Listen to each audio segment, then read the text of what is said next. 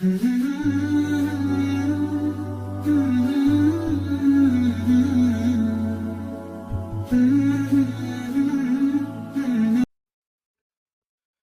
الرحمن الرحيم. الحمد لله رب العالمين، والصلاة والسلام على سيدنا ونبينا محمد وعلى آله وصحبه أجمعين. I want to start this khutbah by reminding ourselves of the greatness of Allah subhanahu wa ta'ala, because we must thank Allah subhanahu wa ta'ala for having given us life this morning, and not just given us life, but life of the heart as well, because we are in the mosque right now, right?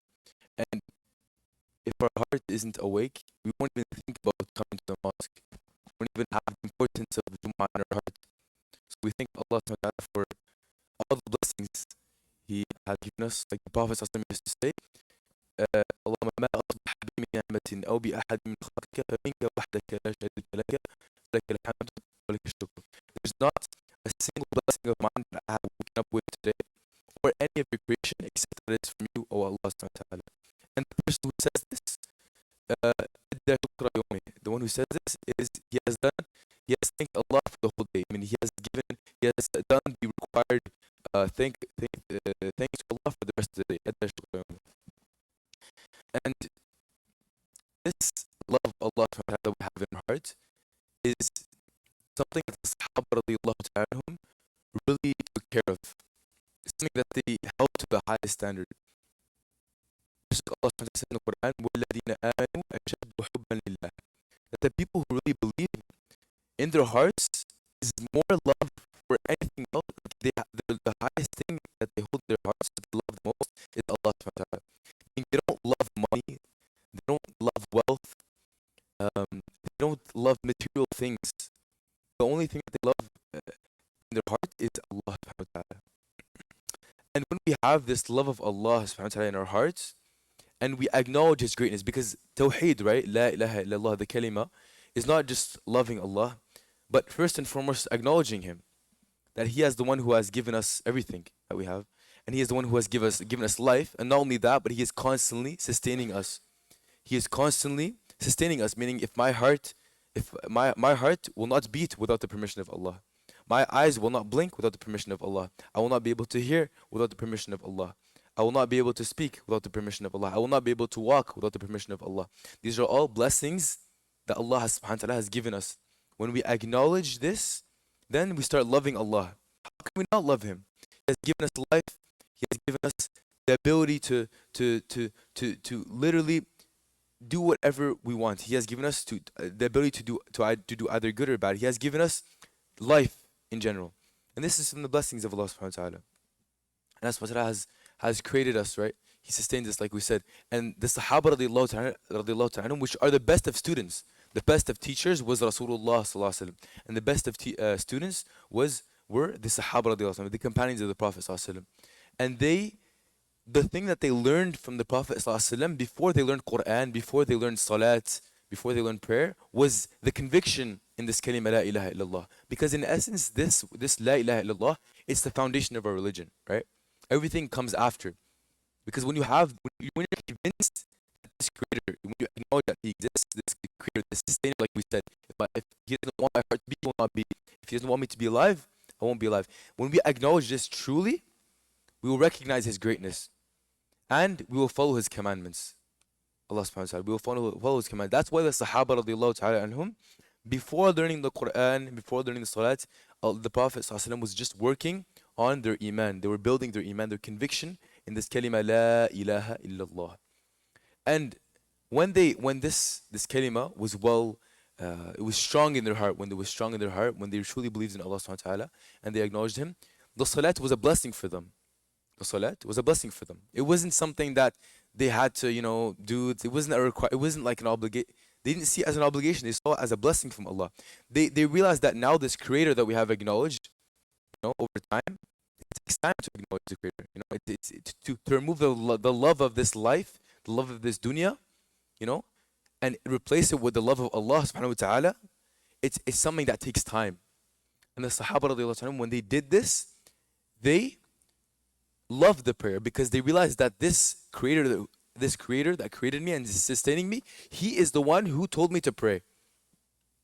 They realize that this sustainer, this creator, and this Rabb, this master of everything, this originator of everything, the originator of my life, the originator of everything that exists, he is the one, this king, he is the one who is telling me to pray 5 times a day. When we recognize his greatness, we will not think twice about neglecting prayer when we recognize his greatness.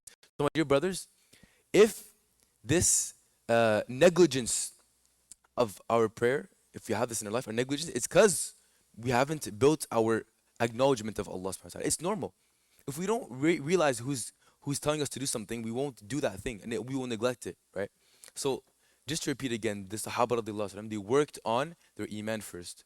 And when they worked on their iman, the commandments of Allah subhanahu wa ta'ala were easy for them to follow. It was easy for them to follow. And just to get into the discussion of today, of course, it's about the month of Rajab. As we all know, we are in the month of Rajab right now. And this is from Sha'air Allah. This is something that Allah subhanahu wa ta'ala has honored. And Allah subhanahu wa ta'ala says in the Quran, "مَن يُعَظِّمْ شَعَائِرَ اللَّهِ فَإِنَّ ذَلِكَ مِن فإنها من تقوى القلوب." Sorry, yeah. فإنها من تقوى القلوب. That the one who honors what Allah subhanahu wa ta'ala has honored, it is from if it is from God consciousness, it is from piety, it is from the fear of Allah. And that makes sense. Because if we don't honor these things, right, that Allah has honored, like Ramadan, Rajab, right? I mean, for us, if we don't honor these things, it's because we haven't honored Allah first. Because if we honored Allah, we will honor what Allah subhanahu wa ta'ala has honored. It's just logical, you know? And as we all know, the Sahaba radiallahu anhum, they used to, and the Prophet, they used to prepare before the month of Ramadan. That the month of Rajab was, it was, you know, it means to practice for the big race, the big marathon, which is Ramadan. Ramadan, you know, the one who fasts with complete sincerity and is hoping from Allah, his sins are forgiven, you know? And we want to be from one of those people, you know? And we don't want to just jump into it like that, but we want to practice slowly. We want to get into it slowly. That's what Rajab is for. And the Prophet ﷺ, during this month, he used to increase from his worship. He used to increase from his istighfar. So these are things, inshallah, that we make the intention for, since we are in the month of Rajab. And like we said, Ramadan, right? If we have true taqwa in our hearts, then we're gonna honor this Ramadan just as Allah subhanahu wa ta'ala has honored it. You know? And just to go back to the prayer, the prayer is something, like we said, that the Sahaba, when it was received to them, they honored it. They saw it as a means of benefiting from the treasures of Allah subhanahu wa ta'ala. They saw it as a means of benefiting from the treasures of this creator, this sustainer, the one who has all the treasures. Like we see billionaires like Elon Musk, Jeff Bezos, Allah subhanahu wa ta'ala has, like, his treasures, what he owns is everything, literally. Like he owns the whole universe. So if you want something, it's only logical you're gonna ask it from him, right? You know, Ar-Razzaq, the one who has everything, the one who gives. And he gives us without even asking. He gave us life today, like we said. He takes care of us constantly. You know, Ar-Rahman, he is constantly merciful and giving to his servants, even the ones that disbelieve in him. You know? So he takes care of his servants, even the ones that disbelieve in him, he takes care of them. That's how merciful Allah subhanahu wa ta'ala is. How many kuffar live normally, they have wealth, you know, they have wealth and they live happily, and they have their relationship healthy. This is the mercy of Allah subhanahu wa ta'ala. You know? This is the mercy of Allah subhanahu wa ta'ala. This is how merciful Allah subhanahu wa ta'ala is. And when the Sahaba radiallahu anhum, they understood this greatness of Allah subhanahu wa ta'ala, the prayer, like we said, it became a pleasure for them. To the extent that we can mention one of the stories of the Sahaba. One of them, one day, he was praying, right? He was guarding the camp of the Muslims. He was praying, and while he was praying, and one of the enemies, they shot an arrow in his heart, in his chest, let's say. And what he did, he was in prayer. What he did, he took the arrow out and he dropped it. He took the arrow, he dropped it. He didn't like scream or anything. Afterwards, when they saw the blood, they asked him, "Why didn't you, call us, when you got shot?" He said, "I was such in a state of pleasure when I was praying that I didn't want it to end." You know? This was the state of the Sahaba and their khushu' and their prayer. And Allah subhanahu wa ta'ala talks about them. He says, قَدْ أَفْلَحَ الْمُؤْمِنُونَ الَّذِينَ هُمْ فِي صَلَاتِهِمْ خَاشِعُونَ. That it is the believers who have succeeded, the ones who are, there's signs, right? There's signs to know if we're believers or not. There's signs. Allah subhanahu wa ta'ala give us like a checklist. Check. Are you قَدْ أَفْلَحَ الْمُؤْمِنُونَ الَّذِينَ هُمْ فِي صَلَاتِهِمْ خَاشِعُونَ? Or do you have this criteria? If not, then you're not a mu'min, right? قد أفلح المؤمنون. Allah says الذين هم في صلاتهم خاشعون, the one who are devoted and concentrated in their prayer. And the list goes on, والذين هم عن اللغو معرضون, the one who stay away from futile speech, and on and on. But there's a checklist. But the first thing on that checklist is your prayer. The first thing on that checklist of the mu'min is their prayer. So if we don't have concentration in our prayer, then that means we don't have true iman. We're not from the ones who are successful, right? So this is something that we must when we read the Quran, Allah describes the people. He gives us hints as to whether we're those people or not. He gives us hints as to whether we're from the successful people or not. He gives us hints. And this is, of course, we're going back to seeking the greatness of Allah subhanahu wa ta'ala in our hearts. The Quran, we can also say that it's one of the best ways to know Allah subhanahu wa ta'ala. It's a revelation that was revealed upon the Sahaba, so they can know Allah, right? We said they worked on their iman. The best way, that's the way they were working their iman, is with the Quran, first and foremost. It wasn't just the Prophet ﷺ speaking to them, but also with them reading the Quran, listening to the Quran, and listening attentively to the Quran. And that's also an order from Allah. When the Quran is recited, that you should listen to it, you should listen to it and attentively, be quiet and be attentive, right? Us today in the car, we let the Quran just play like that, but it's actually an order from Allah that when the Quran is being recited, that we should be quiet and listen attentively. Because Allah wants us to honor His speech.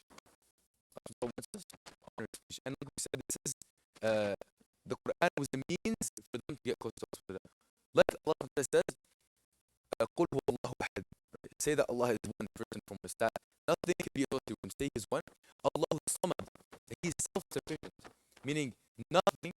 He depends on nothing.